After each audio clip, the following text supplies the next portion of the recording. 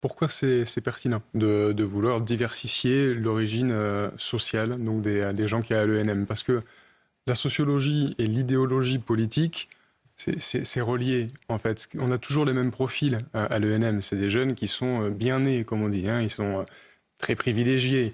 Donc ils ne sont pas confrontés aux difficultés. Ils ne savent pas ce que c'est qu'un quartier difficile. Ils ne savent pas ce que c'est que la violence que subissent les Français tous les jours, quotidiennement. Donc pourquoi est-ce qu'il propose ça, M. Darmanin? Parce que ce qu'on se dit, c'est que seront beaucoup moins dans ce risque de laisser une idéologie politique venir dicter certaines décisions de justice, eh bien des gens qui sont issus de ces zones qui sont frappés par la violence, qui sont frappés par la délinquance. Donc c'est là que c'est intéressant. Et c'est pour ça qu'on veut essayer d'élargir, parce qu'on se dit que ces personnes-là vont être plus objectives, parce qu'elles connaissent la réalité de la violence.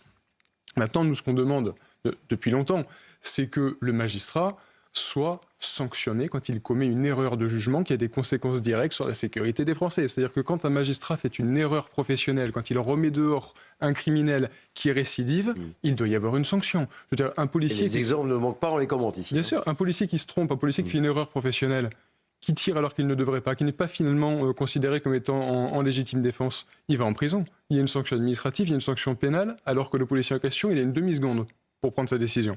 Le magistrat, il a tout son temps, mais quand il se loupe, bien que ça ait des conséquences tout aussi graves puisqu'il y a la mort d'une victime derrière, alors il n'est pas inquiété, alors il n'est pas sanctionné. Donc il faudra en passer par là pour retrouver un équilibre entre les décisions qui sont prises et les conséquences qu'elles ont.